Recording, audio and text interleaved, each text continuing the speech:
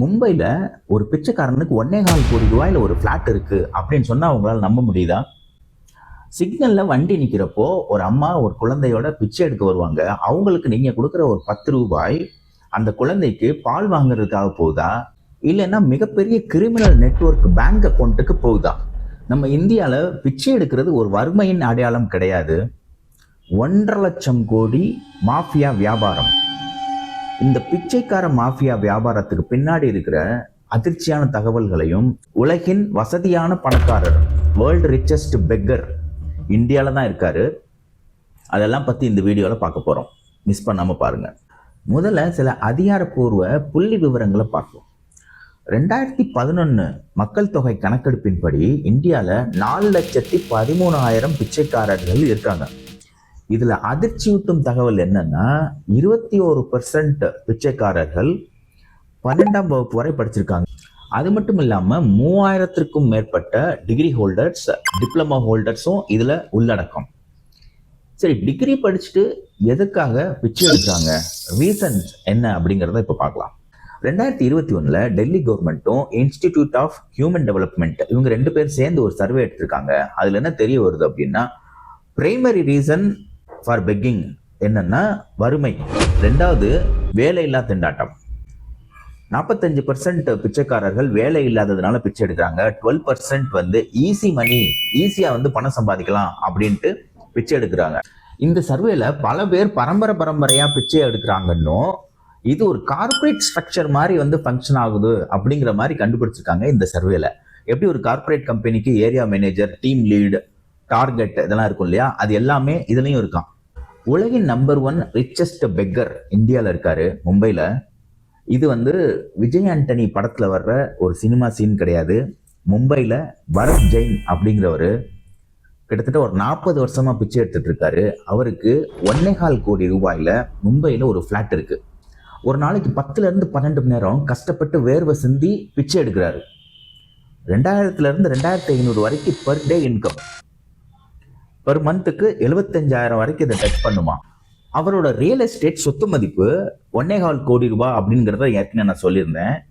அது மட்டும் இல்லாமல் 2 கமர்ஷியல் ஷாப்ஸ் வாடகைக்கு விட்டுருக்காரு. அது மூலமா 30,000 ரூபாய் வருமானம் கிடைக்குது ஒரு மாசத்துக்கு அவருக்கு.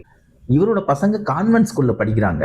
அவருக்கு செப்பரேட்டா ஃபேமிலி பிசினஸ் ஒன்று இருக்கு. அது ஸ்டேஷனரி ஷாப். அதை ஃபேமிலி மெம்பர்ஸ் ரன் பண்ணிட்டு இருக்காங்க.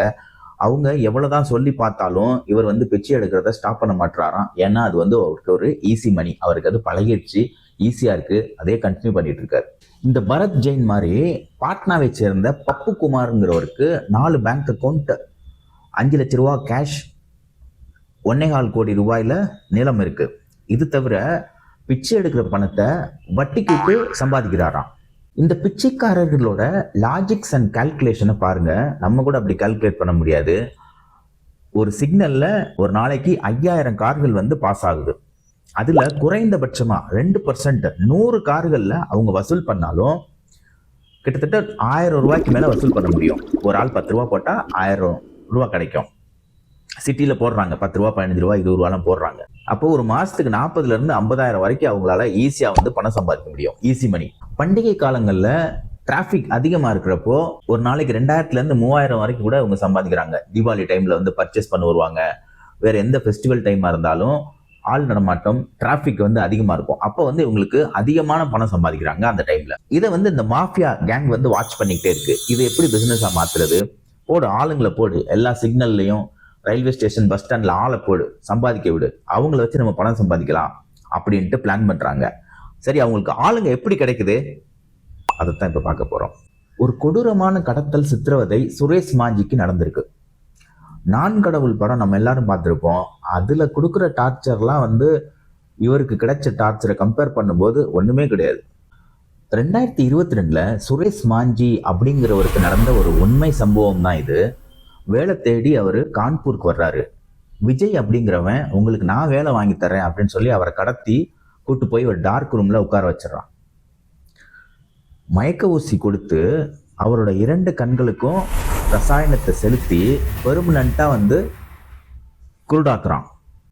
அது மட்டும் இல்லாம சுரேஷ் கைகள்லையும் கால்கள்லையும் இருக்கிற விரல்களை கட் பண்ணி ஊனமாக்கி காயப்படுத்துறான். ஏன் தெரியுமா? அப்படின்னா தான் அவனை பார்த்தா இறக்கம் வரும், மக்கள் வந்து பிச்சை போடுவாங்க அப்படிங்கிறதுனால. விஜய் சுரேஷை டைரக்டா டெல்லிக்கு கூட்டு போய் ஒரு பிச்சைக்கார கேங்கிட்ட வந்து 70,000 ரூபாய்க்கு வித்துடுறான். அந்த கேங் இவனை வந்து டெல்லியில இருக்கிற ரயில்வே ஸ்டேஷன்ல பொது இடங்கள் எல்லாம் வச்சு பிச்சை எடுக்க வைக்கிறாங்க. சுரேஷோட உருவம் கொஞ்சம் குண்டா இருக்கிறதுனால உடம்பு இழைக்கணும், அப்படின்னா தான் வந்து மக்கள் பிச்சை போடுவாங்க பரிதாபப்பட்டு. அதுக்கு இவங்க என்ன பண்ணிருக்காங்கன்னா, டெய்லி சுரேஷ்க்கு வந்து 2 சப்பாத்தி மட்டும்தான் சாப்பிட கொடுத்துருக்காங்க. தினமும் சுரேஷ்க்கு ஊசியை போட்டு டார்ச்சர் பண்ணியிருக்காங்க. அப்புறம் ஒரு ஸ்டேஜில் இன்ஃபெக்ஷன் ஆனதுக்கப்புறம் சுரேஷை வச்சு பணம் சம்பாதிக்க முடியாது, இவனை வச்சு பிச்சை எடுக்க வைக்க முடியாதுன்ட்டு தெரிஞ்சதுக்கப்புறம் ரோட்டில் அவனை எரிஞ்சிட்டு அந்த கேங் வந்து போயிடுறாங்க. பிச்சை எடுப்பதற்காக வாடகைக்கு விடப்படும் குழந்தைகள் ஆந்திரா, வெஸ்ட் பெங்கால் போன்ற பகுதிகளில் ஒரு நாளைக்கு 300 ரூபான்னு ஏழை பெற்றோர்களிடம் குழந்தைகளை வாடகைக்கு வாங்குறாங்க.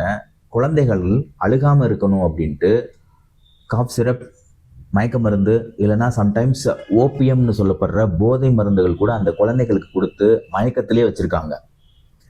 ஒரு நாள் ஃபுல்லாக சிக்னலில் நின்று அந்த குழந்தைய வச்சு பிச்சை எடுக்கிறாங்க.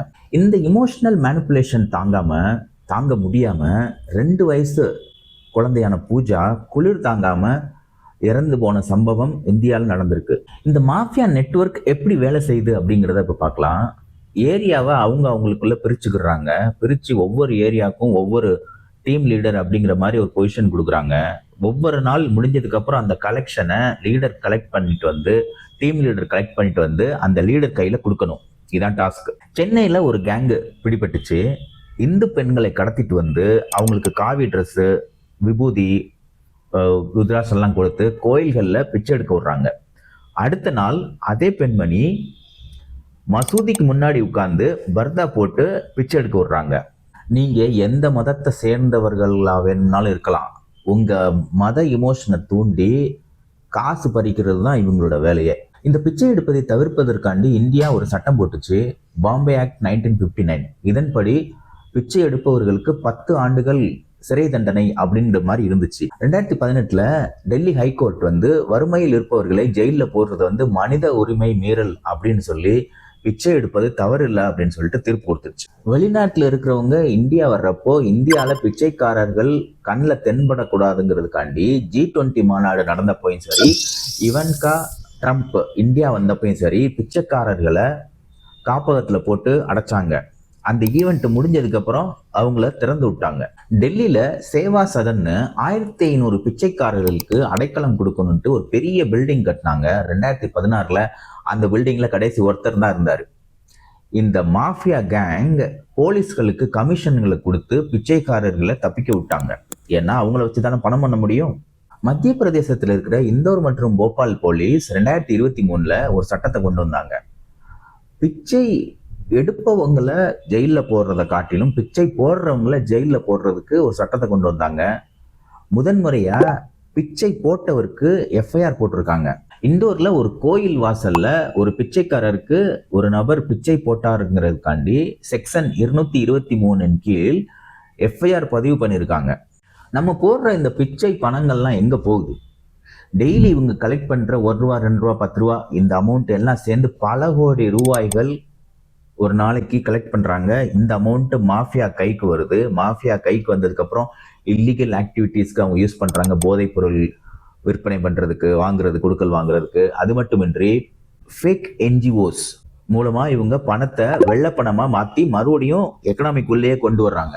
நம்ம புண்ணியம்னு நினைச்சு நம்ம போடுற பிச்சை மிகப்பெரிய தீவிரவாத செயல்களுக்கு பயன்படுது. இவ்வளவு இருண்ட உண்மைகளை அலசி ஆராய்ஞ்சதுக்கு அப்புறம் நம்ம மனசுல ஒரு கேள்வி வரும், அப்போ கஷ்டப்படுறவங்களுக்கு உதவி பண்றது தப்பா அப்படின்னு.